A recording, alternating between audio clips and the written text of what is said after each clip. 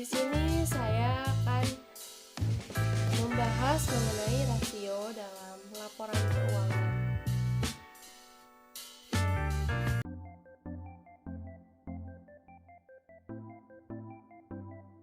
Nah, di sini yang akan saya bahas itu ada 5 rasio. Yang pertama, rasio likuiditas, kemudian rasio aktivitas, rasio solvabilitas, rasio probabilitas, dan yang terakhir rasio kasar.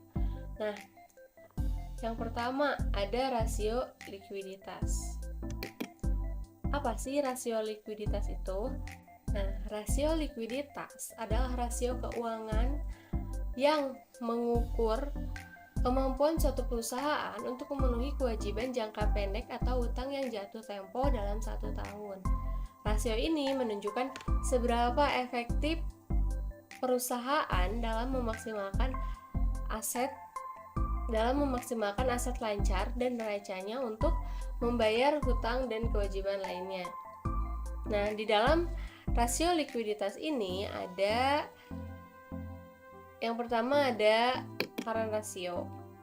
Nah, current ratio ini merupakan rasio keuangan yang mengukur kemampuan perusahaan untuk membayar kewajiban jangka pendeknya dengan menggunakan aset lancar yang dimilikinya. Nah, rasio ini diperoleh dengan membagi total aset lancar dibagi dengan hutang lancar. Nah, SMGR sendiri menggunakan current ratio untuk mengukur kemampuannya dalam memenuhi kewajiban jangka pendeknya seperti utang usaha, utang gaji, dan pajak. Bisa dilihat dari grafik ini bahwa pada tahun 2021 itu mengalami penurunan sebesar 21% dibanding pada tahun 2020. Nah, hal ini disebabkan oleh penurunan aset lancar. Lalu di tahun 2022 ini mengalami penaikan yang sangat signifikan. Hal ini juga disebabkan oleh kenaikan aset lancar. Nah, kemudian yang kedua ada cash ratio. Nah, perusahaan SMGR ini atau Semen Indonesia ini menerapkan rasio kas itu untuk mengevaluasi kemampuan perusahaan dalam memenuhi kewajibannya. Nah, rasio ini juga dapat membantu perusahaan dalam mengevaluasi kinerjanya dan menganalisis operasinya secara keseluruhan. Nah, rasio ini didapatkan dari kas dan setara kas dibagi dengan hutang lancar. Nah, bisa dilihat di sini pada tahun 2021 mengalami penurunan sebesar 6% dibanding tahun 2020. Nah, hal ini disebabkan karena turunnya laba bersih perusahaan. Dan di tahun 2022 ini mengalami kenaikan yang cukup signifikan, yaitu sebesar 46%, dan ini disebabkan oleh naiknya laba bersih perusahaan. Lalu selanjutnya ada rasio cepat. Nah, perusahaan SMGR ini menerapkan rasio cepat itu untuk mengevaluasi kemampuan perusahaan dalam memenuhi kewajiban jangka pendeknya dan menggunakan aset yang paling liquid dan dapat diubah menjadi uang tunai dengan cepat. Nah, pada tahun 2021 ini mengalami penurunan dibanding tahun 2020. Pada tahun 2021 yaitu 77%. Hal ini disebabkan karena menurunnya aset lancar. dan di tahun 2022 yaitu 102%. Dan hal ini juga disebabkan oleh naiknya aktiva lancar atau aset lancar. Nah, lalu ini ada WCTA ratio atau Working Capital Turnover Ratio, atau bisa disebut juga rasio perputaran modal kerja. Nah, rasio ini mengukur seberapa efisien perusahaan menggunakan modal kerjanya untuk menghasilkan penjualan. Rumus ini yaitu aktiva lancar dikurangi hutang lancar, kemudian dibagi jumlah aktiva. Nah, di sini pada tahun 2021 itu mengalami penurunan di 2% dibanding tahun sebelumnya yaitu 5%. Nah, hal ini disebabkan oleh beberapa faktor, yaitu peningkatan kewajiban jangka pendek, penurunan aset lancar, dan penurunan pendapatan. Lalu di tahun 2022 mengalami kenaikan sebesar 5%, yaitu menjadi 7% yang disebabkan oleh penurunan kewajiban jangka pendek, peningkatan aset lancar, atau peningkatan peningkatan pendapatan. Nah, lalu selanjutnya ada rasio aktivitas. Rasio aktivitas ini adalah rasio keuangan yang digunakan untuk mengukur seberapa efisien perusahaan dalam memanfaatkan asetnya untuk menghasilkan pendapatan dan kas yang optimal. Di sini ada yang pertama total aset turnover ratio atau bisa disingkat TATO. Nah, TATO ini merupakan rasio keuangan yang digunakan untuk mengukur efisiensi perusahaan dalam memanfaatkan asetnya untuk menghasilkan pendapatan. Nah, rasio ini dihitung dengan membagi penjualan dibagi total aktiva. Bisa dilihat dari grafiknya, pada tahun 2021 itu mengalami peningkatan sebesar 12,2% dibanding pada tahun 2020. Peningkatan penjualan ini disebabkan oleh beberapa faktor, yaitu meningkatnya permintaan semen di dalam negeri dan peningkatan ekspor semen. Lalu di tahun 2021 juga terjadi penurunan aset sebesar 0,2% dibandingkan pada tahun 2020. Penurunan aset ini disebabkan oleh yaitu penurunan harga bahan baku semen dan juga penurunan nilai tukar rupiah. Nah, peningkatan penjualan yang lebih tinggi dibandingkan penurunan aset menyebabkan TATO perusahaan SMGR ini meningkat. Lalu pada tahun 2022 itu mengalami penurunan sebesar 1,8% dibandingkan pada tahun 2021. Penurunan penjualan ini disebabkan oleh melemahnya ekonomi global dan kenaikan harga bahan baku semen. Nah, lalu pada tahun 2022 ini juga total aset perusahaan SMGR meningkat sebesar 4,8% dibandingkan pada tahun 2021.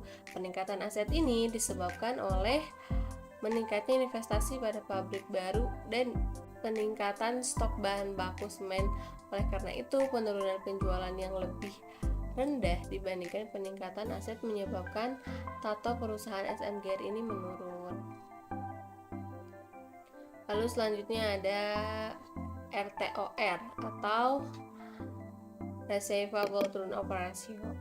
RTOR ini merupakan perputaran piutang dalam rasio keuangan yang digunakan untuk mengukur efisiensi perusahaan dalam mengumpulkan piutang dari pelanggan. Nah, rasio ini dihitung dari penjualan neto dibagi dengan piutang rata-rata. Nah, semakin tinggi rasio ini, maka semakin efisien perusahaan dalam mengumpulkan piutang dan pelanggannya. Pada tahun 2021 itu mengalami peningkatan dibanding tahun 2020 yang disebabkan oleh peningkatan penjualan perusahaan SMGR meningkat dibandingkan tahun sebelumnya.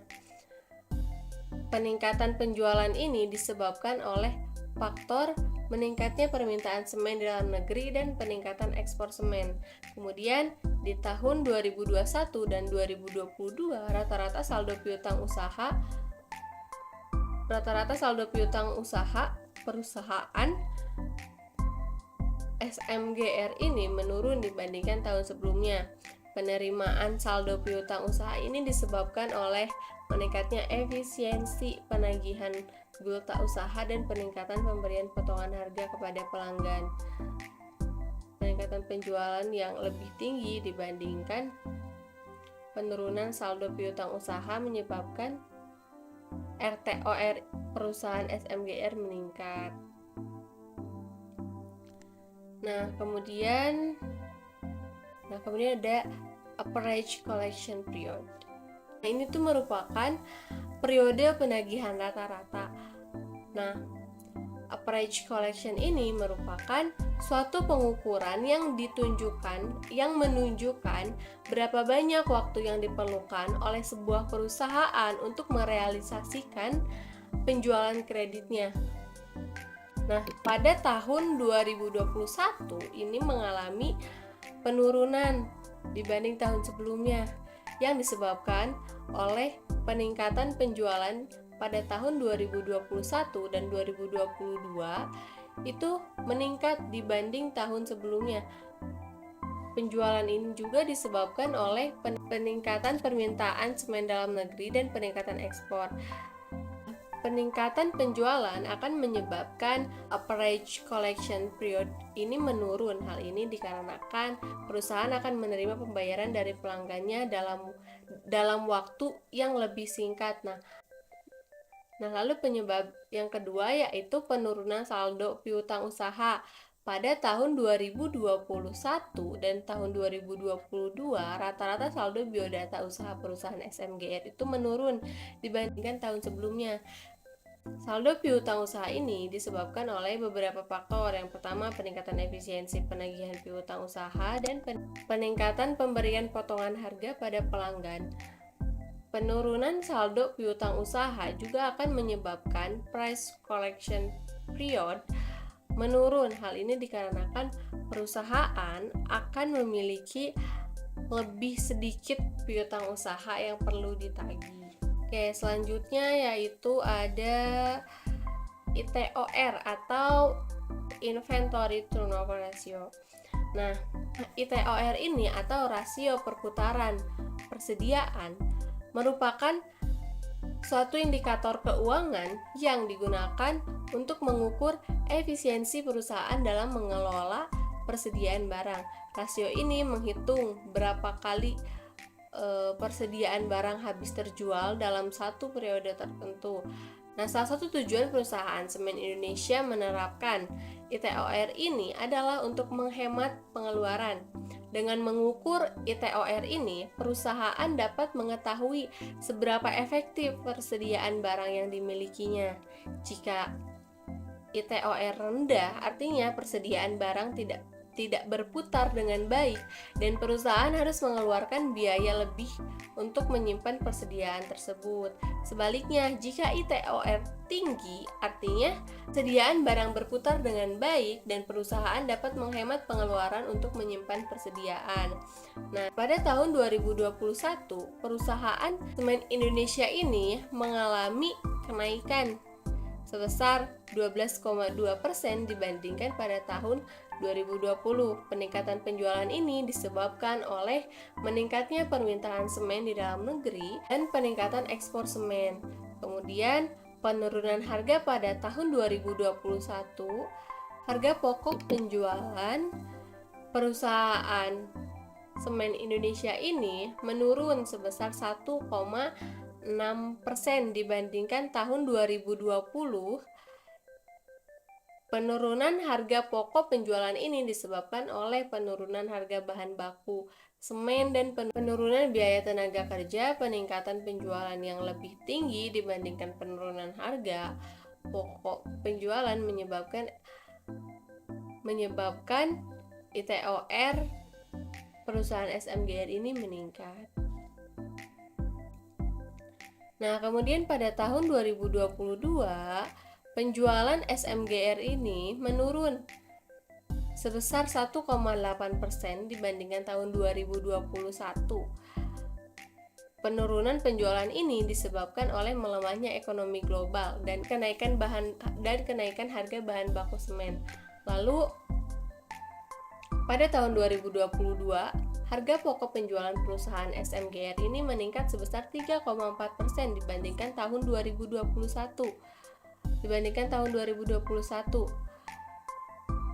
Peningkatan harga pokok penjualan ini disebabkan oleh kenaikan harga bahan baku semen dan kenaikan biaya tenaga kerja menurut penjualan yang lebih rendah dibandingkan peningkatan harga pokok penjualan menyebabkan inventory turnover ratio pada perusahaan semen Indonesia ini menurun. Lalu selanjutnya ada average days inventory atau bisa disingkat ADI. Nah,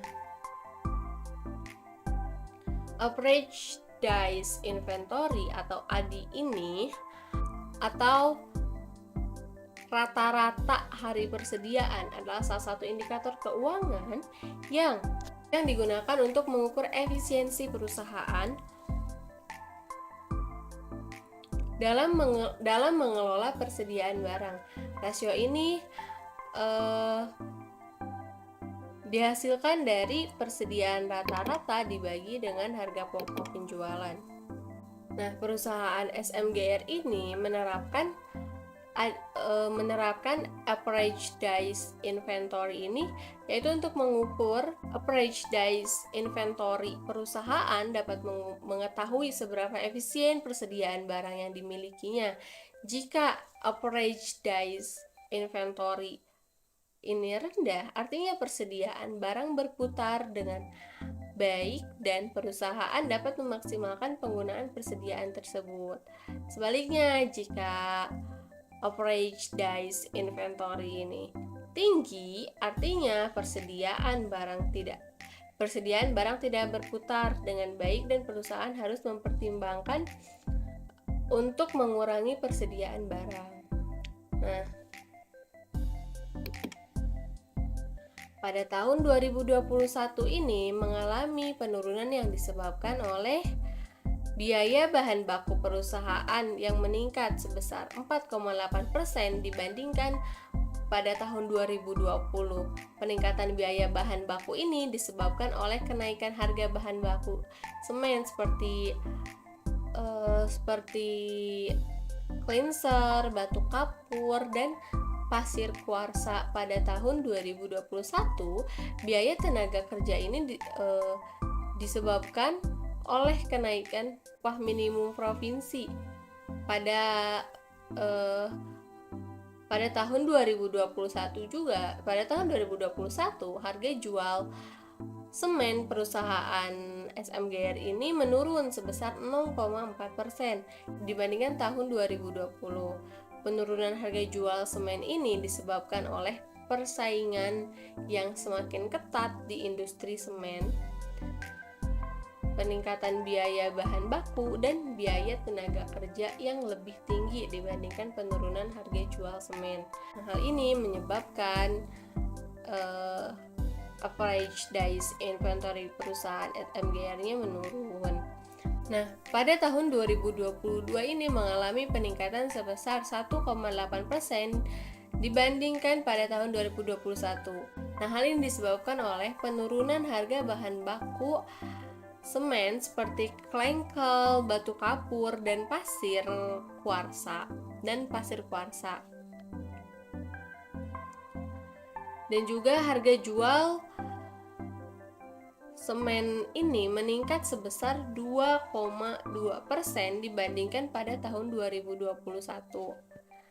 Nah, pendekatan harga jual ini disebabkan oleh kenaikan permintaan semen di dalam negeri, penurunan biaya bahan baku penurunan biaya bahan baku yang lebih tinggi dibandingkan peningkatan harga jual semen menyebabkan perusahaan SMGR ini meningkat average days inventory-nya.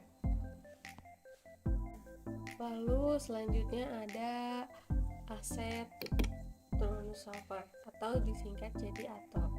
Nah, aset turnover ini adalah rasio keuangan yang digunakan untuk mengukur efisiensi perusahaan dalam menggunakan asetnya untuk menghasilkan penjualan.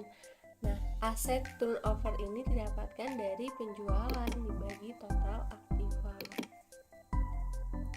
Nah, bisa dilihat di sini pada tahun 2021 itu mengalami kenaikan dibanding pada tahun 2020.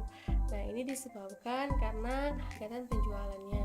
Lalu di tahun 2022 ini mengalami penurunan dibanding tahun-tahun sebelumnya. Dan ini lebih rendah, yaitu 193%.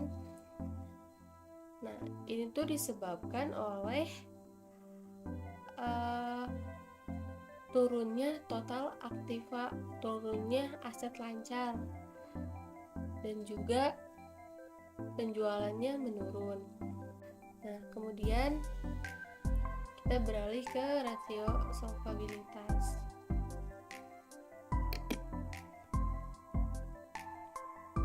Nah, rasio solvabilitas ini adalah rasio yang digunakan dalam rangka menilai kemampuan sebuah perusahaan untuk pelunasan hutang dan seluruh kewajibannya dengan menggunakan jaminan modal ataupun aset. Nah, yang pertama ini ada DER atau Total Debt to Equity Ratio. Nah, rasio ini didapat dari total hutang dibagi modal sendiri, dibagi ekuitas. Nah, yang pertama ada Total Debt to Equity Ratio. Nah, atau disingkat jadi DER. Nah, DER ini adalah rasio keuangan yang digunakan untuk mengukur seberapa besar perusahaan membiayai asetnya dengan utang. Nah, rasio ini dihitung dari total hutang dibagi dengan ekuitas atau modal sendiri.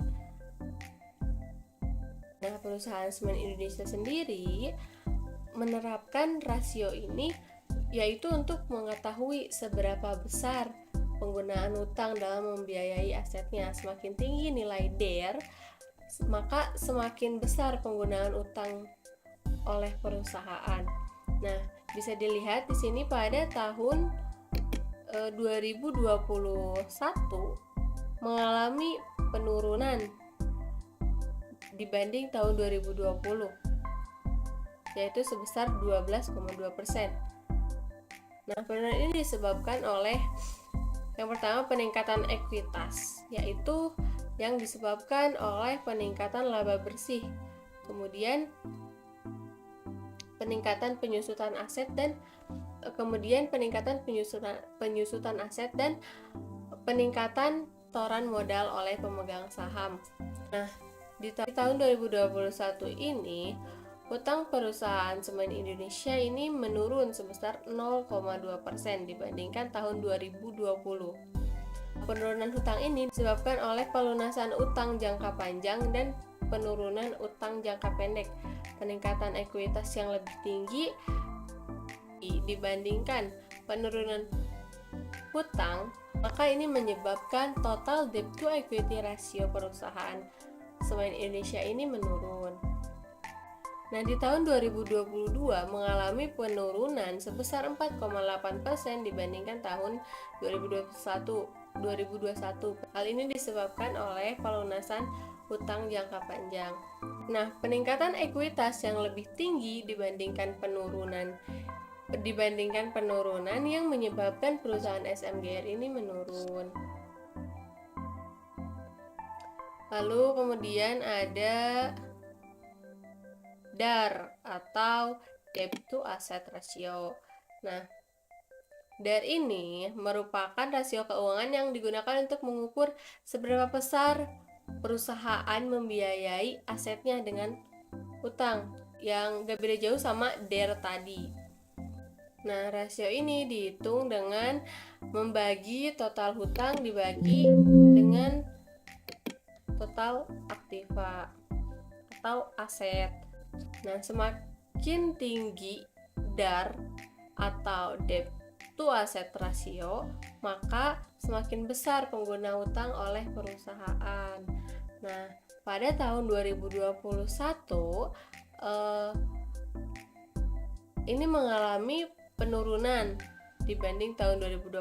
Nah, hal ini disebabkan oleh meningkatnya ekuitas perusahaan, yaitu sebesar 12,2% dibandingkan pada tahun 2020. Nah, peningkatan ekuitas ini disebabkan oleh faktor peningkatan laba bersih, kemudian peningkatan penyusutan aset dan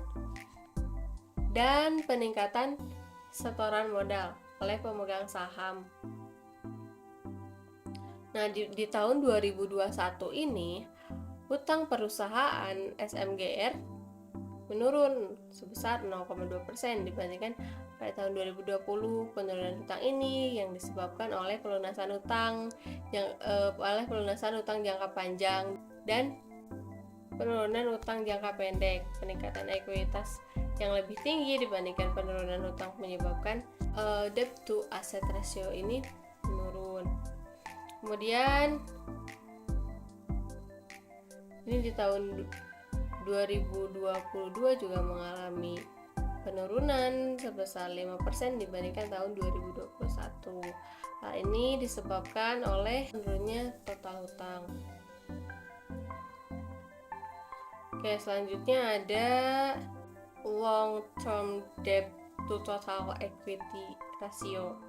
Nah, ini tuh merupakan rasio yang digunakan untuk mengukur seberapa besar perusahaan membiayai asetnya dengan hutang jangka panjang dibandingkan dengan ekuitas pemegang saham.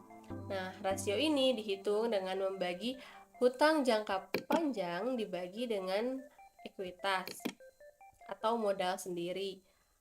Nah, perusahaan Semen Indonesia sendiri menerapkan rasio ini yaitu untuk mengetahui seberapa besar penggunaan hutang jangka panjang dalam membiayai asetnya.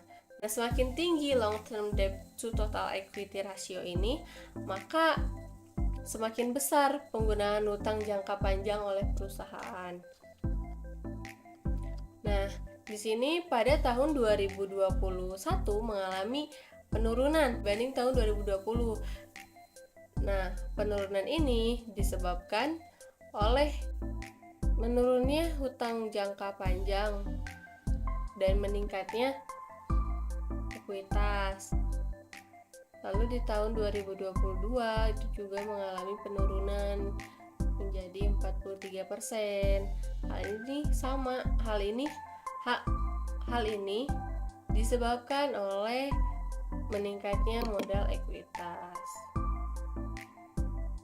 Oke, selanjutnya itu ada time interest earned ratio atau bisa disingkat TIER. Nah, TIER sendiri merupakan rasio yang digunakan untuk mengukur seberapa besar perusahaan mampu membayar bunga atas hutang jangka pendek dan jangka panjang. Nah, rasio ini dihitung dengan membagi EBIT dibagi dengan bunga. Nah, perusahaan SMGR sendiri menerapkan ini yaitu untuk mengetahui kemampuan membayar bunga atas hutang jangka pendek dan jangka panjangnya. Nah, di sini di tahun 2021 mengalami peningkatan dibanding tahun 2020 yang disebabkan oleh meningkatnya EBIT dan menurunnya bunga. Lalu di tahun 2022 mengalami peningkatan yang disebabkan oleh turunnya bunga. Nah, lalu selanjutnya ada rasio probabilitas. Nah, rasio probabilitas ini atau rasio perbandingan rasio perbandingan untuk mengetahui kemampuan perusahaan untuk mendapatkan laba atau profit dari pendapatan. Nah, terkait penjualan, aset, dan ekuitas. Berdasarkan pengukuran tertentu, rasio ini digunakan untuk memanajemen perusahaan dalam menilai keefektifan kinerja perusahaan dalam satu periode. Hal ini juga digunakan untuk meningkatkan kinerja perusahaan. Selanjutnya, di sini yang pertama ada gross profit margin. Nah, ini tuh didapatkan dari pembagian laba kotor dibagi dengan penjualan. Nah, bisa dilihat di grafik ini pada tahun 2021 mengalami penurunan 1%, berarti ya, mengalami penurunan yaitu menjadi 32% yang disebabkan oleh meningkatnya laba kotor dan meningkatnya penjualan. Lalu di tahun 2022 mengalami penurunan yaitu menjadi 29%. Nah, hal ini yang disebabkan oleh turunnya laba kotor dan turunnya penjualan. Oke, selanjutnya ada profit margin ratio atau PMR ya, bisa disingkat PMR. Nah, PMR ini dihasilkan dari EBIT dibagi dengan penjualan. Nah, bisa dilihat di grafik ini bahwa di tahun 2021 itu mengalami penurunan 1% dibanding tahun 2020. Ini disebabkan oleh kenaikan EBIT dibanding tahun 2020 dan juga kenaikan penjualan yang dibandingkan tahun 2020. Nah, lalu di tahun 2022 itu mengalami penurunan menjadi 29% dan hal ini juga disebabkan oleh menurunnya EBIT dan menurunnya penjualan. Lalu selanjutnya yaitu ada net profit margin atau NPM. Nah, NPM ini dihasilkan dari EAT dibagi dengan penjualan. Nah, di sini pada tahun 2021 itu mengalami penurunan menjadi 6% dibanding tahun 2020 yang 8%.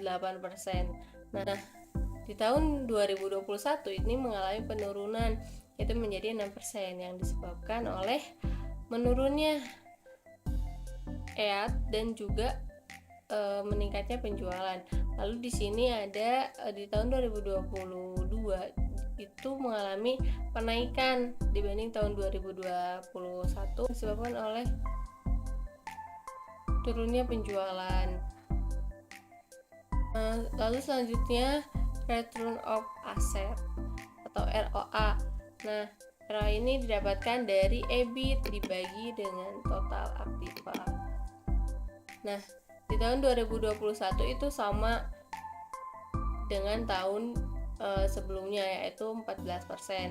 Kemudian di tahun 2022 ini mengalami penurunan 1% menjadi 13% yang disebabkan oleh turunnya EBIT. Nah, kemudian ada return on equity atau ROE. Ini didapatkan dari laba bersih dibagi dengan ekuitas. Nah, di sini pada tahun 2021 itu mengalami penurunan dibanding tahun 2020 yang disebabkan oleh menurunnya laba bersih. Kemudian di tahun 2022 mengalami peningkatan dibanding tahun 2021 yang disebabkan oleh kenaikan laba bersih. Kemudian ada return on investment. Ini tuh dihasilkan dari EAT dibagi dengan total aktiva. Nah, di sini hasilnya tuh sama rata semuanya 3%. Nah, kemudian ada earning per share atau EPS. Earning per share ini didapatkan dari EAT dibagi dengan jumlah lembar saham. Dan bisa dilihat ini pada tahun 2021 mengalami kenaikan dibanding tahun 2020 yang disebabkan oleh turunnya EAT.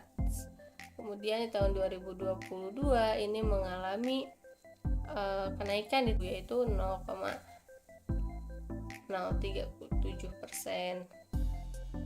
Kemudian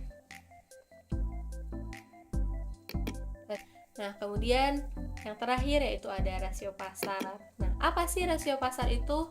Nah, rasio pasar ini dapat digunakan untuk menilai kinerja perusahaan baik dari segi profitabilitas, efisiensi maupun likuiditas.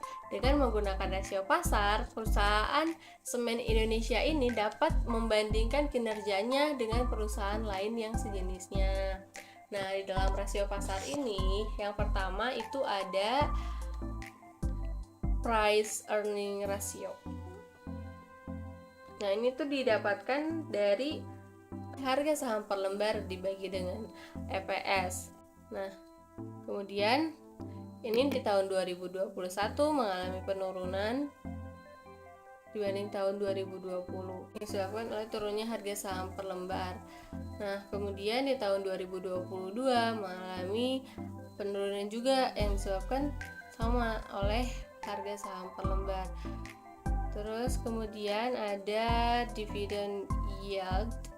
Ini itu didapatkan dari dividen per lembar dibagi dengan EPS. Nah, di tahun 2021 itu mengalami peningkatan dibanding tahun 2020 dan di tahun 2022 mengalami penurunan dibanding tahun 2021 yang disebabkan oleh harga dividen per lembar. Oke, selanjutnya yaitu price to book value. Nah, ini didapatkan dari harga saham per lembar dibagi dengan nilai buku saham per lembar.